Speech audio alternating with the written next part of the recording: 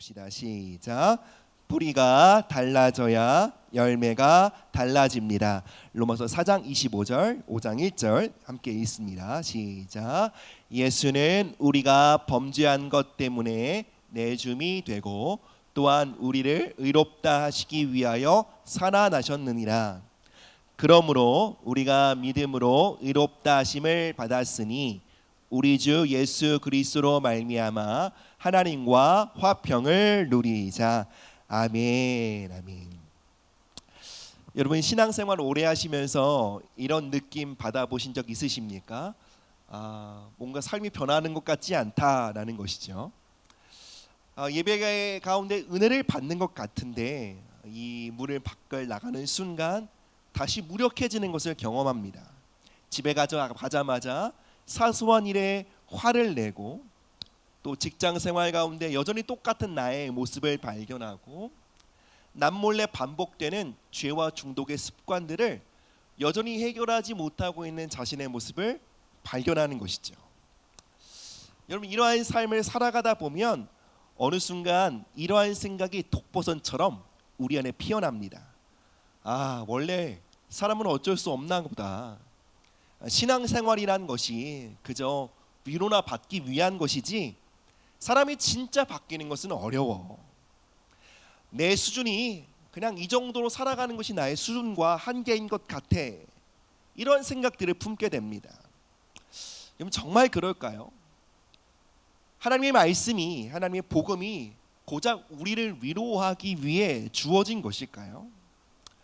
그저 우리를 조금 더 도덕적인 사람으로 만들기 위한 목적으로 복음이 주어졌을까요?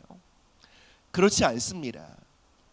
여러분 복음은 그저 우리의 삶을 조금 더 풍성하게 하는 장식품이 아닙니다. 복음은 하나님의 디자인과 목적대로 우리의 삶을 재창조하고 재설계하는 하나님의 능력입니다. 그렇다면 우리가 변화되지 않고 계속 이러한 삶을 살아가는 이유가 무엇입니까? 그 이유는 우리가 복음을 몰라서가 아닙니다. 복음을 전심으로 붙들고 마주하는 시간이 우리에게 희미해졌기 때문입니다. 여러분 우리가 교회 생활 오래 했다고 해서 복음을 저절로 마주하게 되는 것은 아닙니다. 우리가 교회 예배와 교회 문화에 익숙해질 수 있습니다. 그러나 신앙생활을 오래 하면 할수록 어쩌면 복음과 거리감이 더 생길 수도 있는 것입니다. 사랑하는 여러분, 복음은 목마른 자에게 주시는 생수와 같습니다. 목마르지 않은 자에게는 눈앞에 생수가 있어도 들이켜 마실 이유가 없게 되는 것입니다. 변화에 대한 갈망, 예수님을 더 알아가고자 하는 갈망이 없다면 여러분 복음은 우리에게 능력으로 경험될 수 없는 것입니다. 그러나 하나님 이대로 살고 싶지 않습니다. 정말로 하나님을 알고 싶습니다. 예수님을 닮길 원합니다. 변화된 삶을 통해 하나님의 살아계심을 나타내길 원합니다. 이 땅의 빛과 소금으로 살아가길 간절히 원합니다. 이러한 목마름을 가진 자들에게 복음은 그 목마름을 해결하는 능력으로 임하게 된다는 것입니다. 우리를 일으키고 변화시키는 하나님의 생명으로 복음이 경험될 수 있다는 것입니다.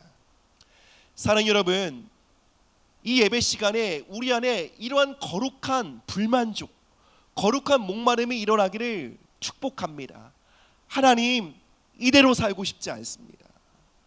하나님 예수님 닮길 원합니다. 우리 아까 전에 고백했던 찬양처럼 예수님의 인격과 성품이 나의 인격과 성품이 되기를 간절히 원합니다. 거룩한 삶을 살아가길 원합니다. 정결한 삶을 살아가길 원합니다. 이 간절한 부르짖음에 하나님은 언제나 신실하게 응답하시는 줄 믿습니다. 하나님은 오늘도 우리의 갈급함에 응답하사 우리를 일으키시고 우리를 새롭게 하시는 복음의 능력으로 우리에게 방문하실 줄 믿습니다. 그럼 여러분 복음은 어떻게 우리의 삶을 변화시킬까요? 우리 첫 번째로 함께 읽어보시겠습니다. 시작. 복음은 새로운 정체성을 부여하는 능력입니다. 아멘. 우리는 때로 복음을 이렇게 생각합니다. 복음은 우리가 개종할 때 필요한 거다. 우리가 처음 거듭나고 그리스도인이 되기 위해 필요한 것, 또는 우리가 천국 가기 위해 필요한 것이라고 생각합니다. 여러분, 만약 복음이 우리가 그리스도인이 되는 것, 그리고 천국 가기 위해 주어진 것이라면, 즉 우리의 신앙의 처음과 끝, 마지막을 위해 주어진 것이라면, 이 땅을 살아가는 동안 우리의 신앙의 여정 속에 복음은 우리에게 어떤 의미가 있을까요? 여러분, 우리가 이 땅에서 신앙생활하는 가운데 복음을 놓고 살아가 버리면 결국 우리의 신앙생활은 자기 개선, 자기 개발, 자기 노력, 자기 의지, 결단, 이것이 전부가 되어 버립니다. 그래서 내 결단으로 무언가 이뤄가면 괜찮다라고 느끼고요, 뭔가 안 되는 것 같으면 이것 봐, 난 안 되나 보다, 이렇게 실망하고 무너지게 되는 것입니다. 여러분, 복음은 우리의 신앙의 처음과 끝만이 아닌 우리의 모든 신앙의 여정, 믿음의 여정 속에 우리의 중심이 되어야 합니다. 복음은 우리를 거듭나게 하여 하나님의 자녀가 되게 하는 능력이며, 우리로 영원한 천국에 들어갈 수 있게 하는 생명의 복음일 뿐만 아니라, 무엇보다 오늘 나로 하여금 변화된 삶을 살아가도록 하는 하나님의 능력인 줄 믿습니다. 여러분, 그러면 복음이 오늘 나의 삶을 변화시키는 방식이 무엇입니까? 복음은 우리에게 이렇게 좀 살아봐, 더 열심히 해, 이것을 그만하고 이것을 해야 해, 어떤 행동 강령을 우리에게 주므로 우리의 삶을 바꿔가는 것이 아닙니다. 여러분, 이렇게 해, 이렇게 하지마 라고 하는 방식으로 우리의 변화를 촉구하는 것은 구약의 방식입니다. 율법적인 방식입니다. 이미 성경의 역사 속에 실패로 드러난 방식입니다. 율법의 목적은 우리가 얼마나 하나님의 기준, 하나님의 명령에 도달할 수 없는 연약한 존재를 드러내기 위한 목적이었습니다. 즉 우리 얼굴에 뭐가 묻었는지를 보여줄 수는 있지만 우리 얼굴에 묻은 더러운 것들을 씻겨줄 수 있는 능력은 없는 것이죠. 복음은 전혀 다른 방식으로 우리의 삶을 변화시킵니다. 복음은 우리에게 새로운 정체성을 부여합니다. 하나님이 그리스도 안에서 우리를 어떠한 존재로 부르시는지 그 하늘의 선언을 우리의 마음에 담게 하십니다. 왜 그럴까요? 우리의 삶의 선택과 행동은 바로 우리의 정체성에서 나오기 때문입니다. 사람의 말과 행동과 선택은 그냥 나오는 것이 아닙니다. 내가 누구인지, 내가 나를 어떻게 바라보고 있는지, 그 믿음에서부터 삶의 행동과 언어와 선택이 나오게 됩니다. 즉 우리의 삶의 뿌리가 정체성이고, 그 뿌리로부터 행동과 선택이라는 열매가 맺히게 된다라는 거예요. 주변 사람들에게 상처를 주고 파괴적인 언행을 하는 사람들이 있다면, 여러분 그 사람의 내면에는 스스로를 무가치하게 여기는 정체성이 있는 것입니다. 그 낮은 정체성, 그 비천한 정체성이 누군가에게 상처를 주는 잘못되고 파괴적인 열매로 나타나는 것이죠. 반대로 자신을 가치 있는 존재, 존귀한 존재로 여기고 바라보는 사람들은 다른 사람들도 귀중하게 여깁니다. 그들의 언어와 그들의 행동에는 신중함과 존중이 묻어나오게 됩니다. 뿌리가 열매를 결정하게 되는 것이죠. 그러니 뿌리가 달라지지 않으면 결코 우리의 삶의 행동과 선택이란 열매는 달라질 수 없는 것입니다. 바꿔 말하면 정체성이 달라져야 비로소 우리의 삶이 변화될 수 있는 것입니다. 그래서 복음은 우리에게 야, 좀 더 이렇게 살아봐 라고 말하기 이전에 우리가 그리스도 안에서 어떠한 존재인지를 선포하는 것입니다. 그리스도께서 죽으시고 부활하셨기에 너는 의롭게 되었다. 그리스도께서 너의 모든 죄를 담당하시고 버림받으셨기에 너는 용납받았다. 그리스도 안에서 너는 존귀한 자다. 그리스도 안에서 너는 사랑받는 자녀다 라고 선포하는 것입니다. 그리고 그것으로 끝나지 않고요, 이제 너는 그리스도 안에서 새로운 피조물이 되었으니, 사랑받는 자녀가 되었으니, 이제 새로운 신분과 새로운 옷을 입게 되었으니 그 신분과 지위, 그리스도의 옷에 합당한 삶을 살아가라. 이것이 복음이 우리에게 변화된 삶을 가르치는 방식입니다. 복음은 절대로 우리에게 먼저 행동의 변화를 촉구하지 않습니다. 그는 율법입니다. 복음은 먼저 우리가 하나님 앞에 어떠한 존재가 되었는지를 선언하고 그 진리를 집요하게 묵상하고 기억하고 그 진리를 붙듦으로 그 진리에 합당한 삶을 살라고 촉구하는 것입니다. 그래서 복음의 언어는 늘 이것입니다. 야, 더러운 짓 좀 그만해 라고 말하는 것이 아니라, 사랑하는 성도들, 너희가 하나님의 거룩한 성전임을 왜 기억하지 않습니까?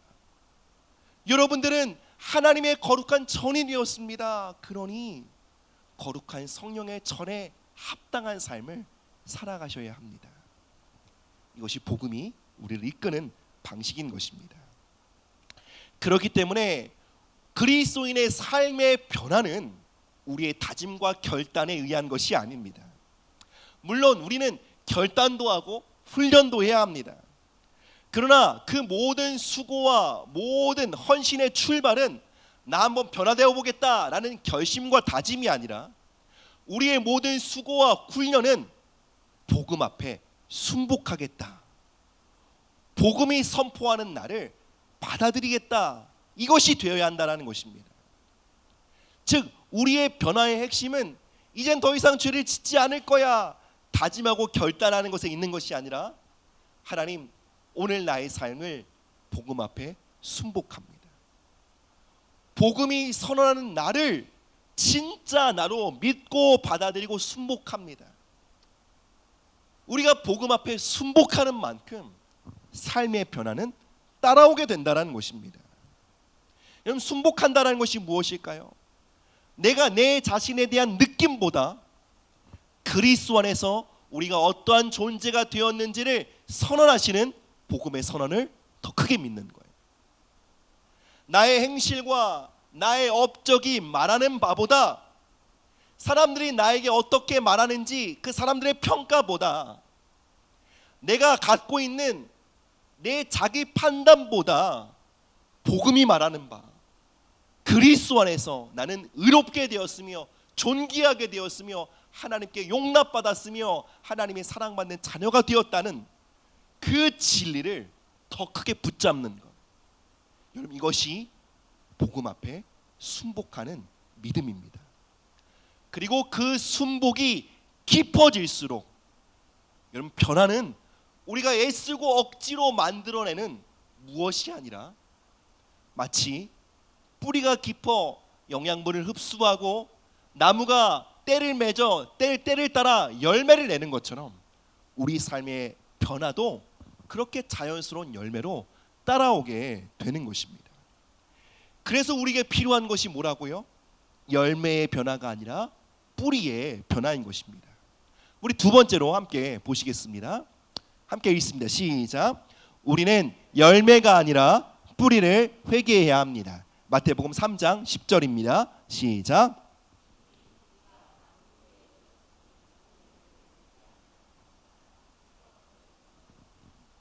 아멘. 사랑하는 여러분, 우리는 회개를 주로 이렇게 이해합니다. 하나님, 오늘도 화를 냈습니다. 용서해 주십시오. 오늘도 제가 해야 할 일을 하지 않았습니다. 게을렀습니다. 기도하지 않았습니다. 용서해 주십시오 라고 말합니다.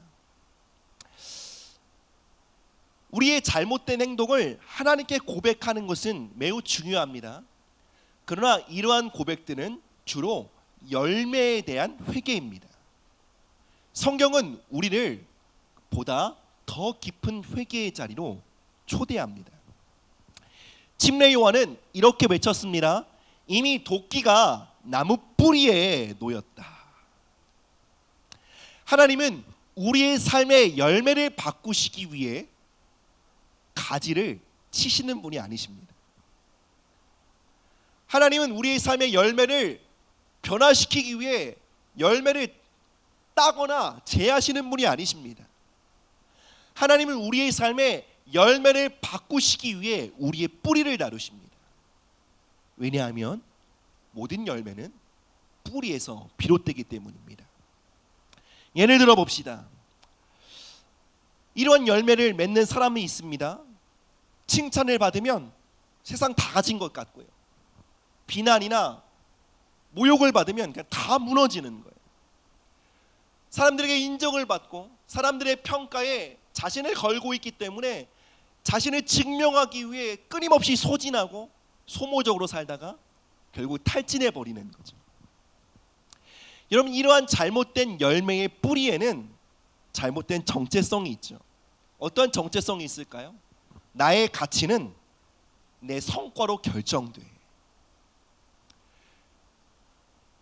내 가치는 내가 한 일이 증명하는 거야 라는 잘못된 정체성입니다. 여러분, 이 잘못된 정체성의 뿌리를 내버려둔 채 하나님, 나 더 이상 비교하지 않고 싶어요. 비교하지 않을 수 있도록 도와주세요. 100번을 기도한들 아무 소용이 없는 것입니다. 그럼 어떻게 해야 할까요? 하나님, 내가 나를 성과의 기초에서 판단했던 마음을 회개합니다. 사람들의 평가와 눈빛에서 나를 발견하려고 했던 잘못된 정체성의 뿌리를 돌이킵니다. 그리스도 안에서 나는 이미 충분합니다. 이 새로운 정체성의 뿌리를 갖기 전까지 여러분, 결코 우리는 변화될 수 없는 것입니다. 또 다른 예를 들어보겠습니다. 불안의 열매입니다. 모든 상황이 내 뜻대로 통제되고 있다는 느낌을 받아야만 안정감을 누리는 거예요. 그래서 내 계획대로 뭔가 움직여지지 않으면 불안해요. 그래서 그 불안 때문에 자녀와 남편과 아내를 통제하고 쥐어짭니다. 그리고 내 뜻대로 움직여주지 않으면 속상하고 짜증이 납니다. 주변 모든 사람들을 숨막히게 몰아붙이는 거예요. 여러분, 이러한 삶의 이면에는 어떠한 정체성의 뿌리가 있을까요? 이러한 정체성이 있습니다. 결국 내 인생은 나밖에 없어. 아무도 나를 돌봐주거나 아무도 나를 돕지 않아. 내 인생은 내가 책임지고 통제해야 해. 모든 책임을 내가 짊어지고 나아가야 해. 여러분, 이것은 하나님의 자녀로서 하나님 아버지의 돌보심을 신뢰하는 자녀의 정체성이 아니라 아비 없이 살아가는 고아의 정체성입니다. 우리는 먼저 다른 사람들을 귀찮게 하고 통제하고 쥐어짜고 불안해하는 이 마음을 회개하기 전에 이 뿌리가 되는 정체성을 회개해야 합니다. 하나님, 인생의 모든 짐을 나 홀로 짊어지고 고아처럼 살아왔던 고아의 정체성을 회개합니다. 하나님, 이제 고아의 자리에서 사랑받는 아들과 딸의 자리로 돌이킵니다. 우리에게 이런 정체성의 회개가 있을 때야 비로소 여러분, 우리는 통제와 조종과 불안의 감옥에서 걸어 나올 수 있게 되는 것입니다. 내 뜻대로 안 될 때마다 불안하고 짜증내고 화를 냈던 그 잘못된 습관을 뒤로하고 이제 내 뜻대로 되지 않아도 하나님을 신뢰하고 모든 상황을 하나님께 맡겨드리며 최선을 다하며 걷되, 그러나 하나님을 신뢰하는 자녀의 삶을 살아가게 될 수 있는 것입니다. 한 가지만 더 예를 들어보겠습니다. 스트레스를 받을 때마다 어려운 마음이 찾아오면 결국 도피해 버립니다. 현실을 마주하기보다는 중독으로, 가상현실로 도피해 버리죠. 스마트폰, 영상, 쇼핑, 음식, 때로는 알코올과 같은 어떤 자극적인 것에 빠져버립니다. 보통 이런 중독의 문제를 우리는 나쁜 습관이나 연약한 의지의 문제로 생각합니다. 그래서 이러한 중독의 문제를 해결하려면 다짐하고 결단해야 한다고만 생각합니다. 그러나 이런 중독의 열매의 뿌리에는 더 깊고 처절한 정체성의 문제가 있습니다. 바로 스스로를 무가치하다고 여기는 정체성이에요. 여러분, 중독에 쉽게 빠지는 사람들의 깊은 내면에는 이러한 정체성의 속삭임이 있습니다. 내 인생 소중하지 않아. 내 시간과 잠재력은 낭비되어도 괜찮아. 마치 한 달란트를 받은 사람처럼요. 여러분, 내가 나 자신을 가치 없는 존재로 여기게 되면 내 인생에 투자할 이유가 없는 거예요. 내 인생을 지키고 보호해야 할 이유가 없는 거예요. 더 나은 미래, 즉 나의 잠재력을 꽃피우기 위해 오늘이라는 현실에 절제해야 할 이유가 전혀 없는 거예요. 그러니 이 중독의 뿌리가 되는 이 잘못된 정체성을 회개해야 합니다. 어떻게 해요? 하나님, 나 스스로를 가치 없는 존재로 여겼던 것을 회개합니다. 하나님, 나에게 어떠한 재능도 잠재력도 주시지 않고 나를 무가치하게 만드신 것처럼 여겼던 나의 불신을 회개합니다. 그리스도의 보혈로 나는 가치 있는 존재가 되었으며 하나님 앞에 소중한 존재입니다. 하나님, 나의 삶에 하나님이 심겨두신 거룩한 재능과 잠재력을 믿습니다. 이렇게 정체성이 달라지지 않는다면 여러분이 중독의 대상만 달라질 뿐 계속 중독의 우리의 삶을 소비하고 허비하는 삶을 살게 된다는 것입니다. 그리스도의 보혈로 나는 존귀한 자가 되었다. 나는 예수님의 피로 산 하나님의 최고의 걸작품이다. 이 선언이 우리의 중심에 박힐 때 여러분, 무림피로써 우리의 시간과 우리의 젊음을 방탕에 맡기지 않게 되는 것입니다. 아무리 현실의 문제가 치열한 것 같아도 도피하지 않고 현실에 마주할 수 있는 용기를 얻게 되는 것입니다. 우리의 삶에 어떠한 열매가 있든 결국 그 뿌리는 이것입니다. 나는 나를 누구라고 믿고 있는가? 바로 정체성입니다. 뿌리가 달라지지 않으면 열매가 달라지지 않습니다.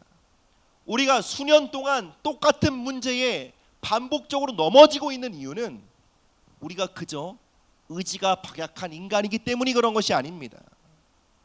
우리는 우리의 변화를 위해 열매에만 도끼질을 하는 거예요. 가지만 치려고 애를 쓰는 거예요. 이제는 그 도끼를 뿌리에 둬야 합니다. 우리의 뿌리를 회개하는 것이죠.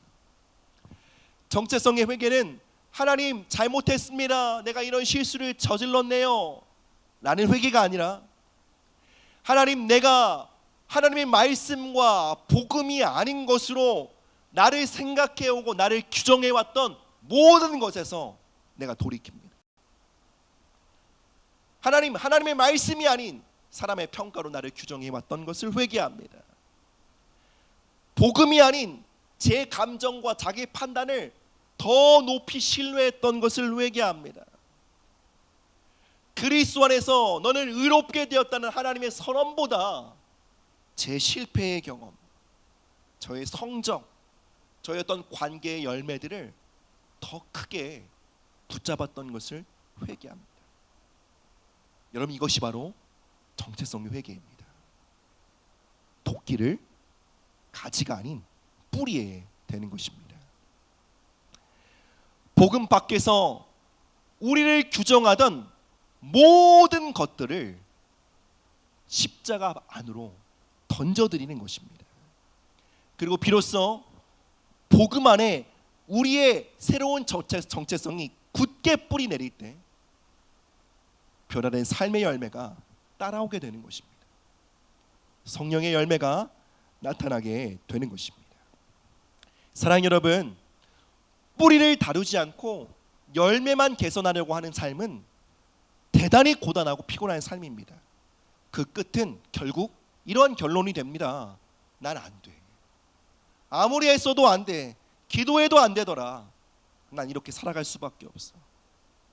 그렇지 않습니다. 하나님은 우리의 뿌리를 근본적으로 다루고 치료하시는 하나님의 능력으로 우리를 초대하고 계십니다. 그 복음에 굳게 설 때 우리는 그곳에서 하나님과의 화평을 누리게 됩니다. 우리 마지막 말씀 함께 보시겠습니다. 시작. 내 영혼을 향해 복음을 설교해야 합니다. 로마서 5장 1절 읽습니다. 시작. 그러므로 우리가 믿음으로 의롭다 하심을 받았으니 우리 주 예수 그리스도로 말미암아 하나님과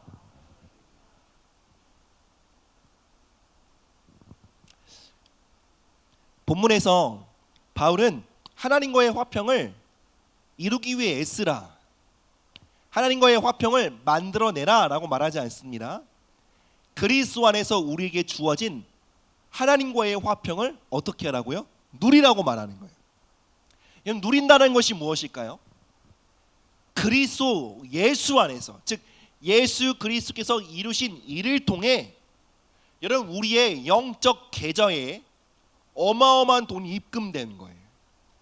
하늘에 속한 모든 신령한 복이라고 에베소서가 말하죠.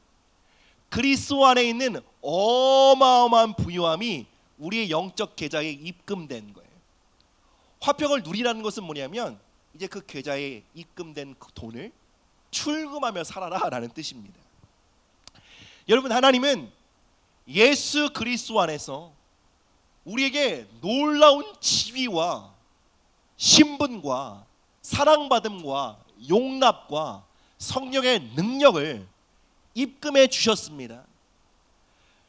그런데 왜 많은 성도들이 하나님과의 화평을 누리지 못할까요? 즉 계좌에 돈은 있는데 왜 그 돈을 출금하지 못할까요? 그것은 우리가요, 하나님이 말씀하시는 나보다 내 감정과 내 생각이 말하는 나를 더 크게 신뢰하고 있기 때문에. 하나님은 예수 그리스도 안에서 그리스도께서 이루신 일로 말미암아 저와 여러분들을 너는 의롭다, 너는 존귀하다, 너는 내 사랑하는 아들과 딸이다 라고 선언하시는데, 우리는 정작 우리의 상태를 보며 우리의 감정과 우리의 생각을 따라 주님 저는 부족합니다, 주님 저는 아직 멀었습니다, 그리고 하나님이 나를 불편하게 여기실 것 같아, 이렇게 여기는 거예요. 여러분, 우리의 인생 가운데 하나님과 가장 치열하게 다투는 부분이 있다면 바로 이 부분이에요. 하나님은 우리의 인생을 향해 복음에 기초하여 그리스도 안에서 이렇게 말씀하시는데 우리가 그 말씀에 저항하는 거예요. 내가 믿고 있는 대로 나를 생각하는 거예요. 하나님의 복음과 내 감정과 내 생각이 충돌할 때 어느 편에 서는 거죠?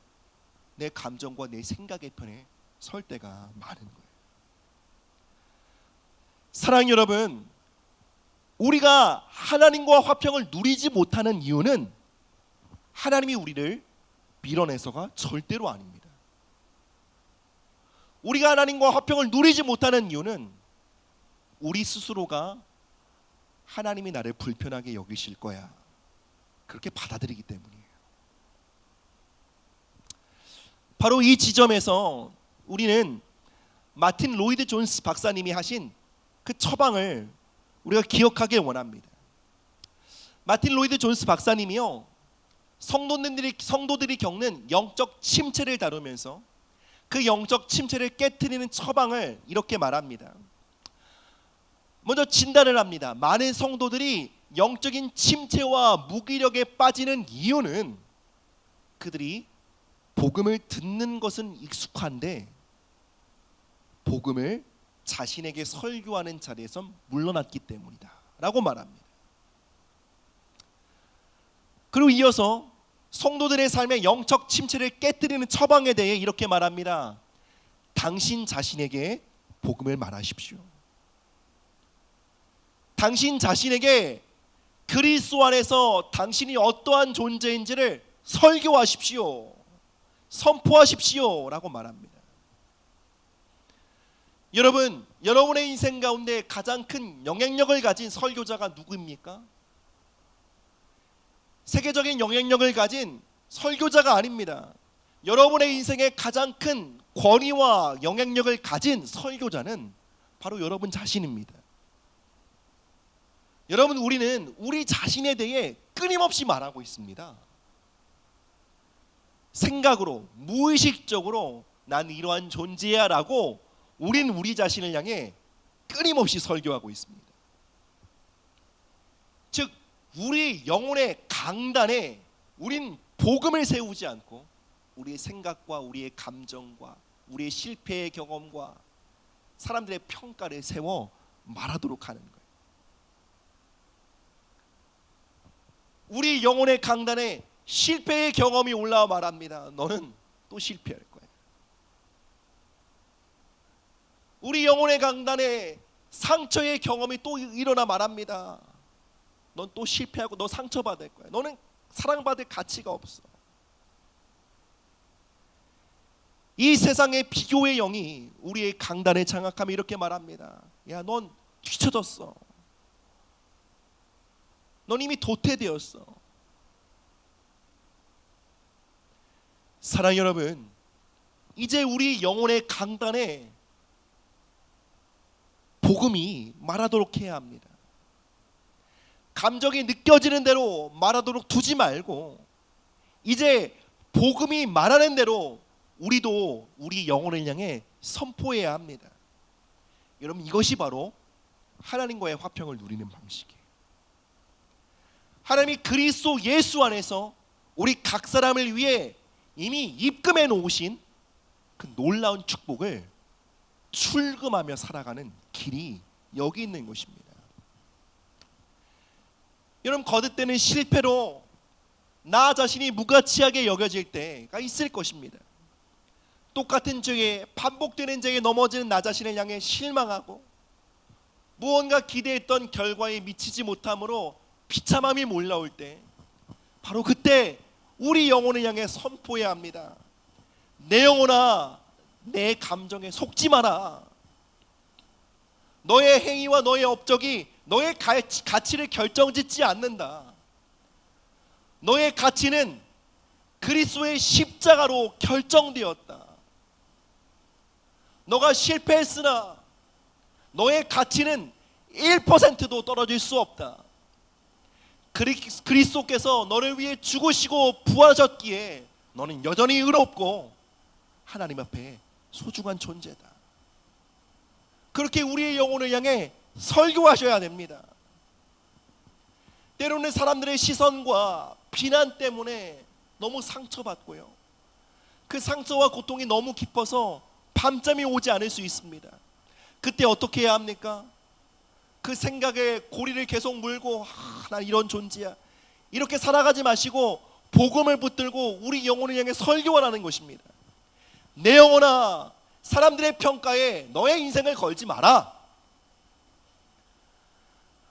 하나님은 너를 사람들의 평가나 너의 성과로 판단하지 않으신다. 하나님은 너를 그리스도께서 이루신 일에 기초하여 너를 판단하신다. 하나님은 그리스도 안에 있는 너를 바라보시며 가치 있게 여기시고 하나님 너를 바라보시며 미소 짓고 계시다. 하나님 너를 기뻐하신다. 이것이 너의 정체성이다. 복음을 설교하라는 것입니다. 여러분, 이 자리에 미래가 막막하고 앞길이 보이지 않아 마음이 막막한 사람들이 계시죠. 그럴 때 어떻게 해야 합니까? 복음을 붙들고 설교하는 것입니다. 내 영혼아, 너는 고아가 아니다. 너에게는 너의 영혼을 창조하신 아버지가 계신다. 하나님은 너를 결코 떠나지 않으시며 그분은 너의 삶을 향해 언제나 신실하게 공급하실 것이며 하나님은 사랑하는 그분의 자녀를 가장 아름다운 길로 인도하신다. 그러니 내 영혼아, 막막한 미래로 인해 두려워하지 말고 너의 삶을 아버지께 맡기고 그분을 신뢰하라. 사랑하는 여러분, 저는 담대히 말합니다. 이 싸움은 우리가 어떤 영적 전쟁보다 가장 치열하게 싸워야 할 믿음의 싸움입니다. 이 싸움에 승리하지 않고 삶의 변화는 오지 않습니다. 이 싸움에서 물러나 있는 채로 하나님과의 화평은 우리에게 누려지지 않는 것입니다.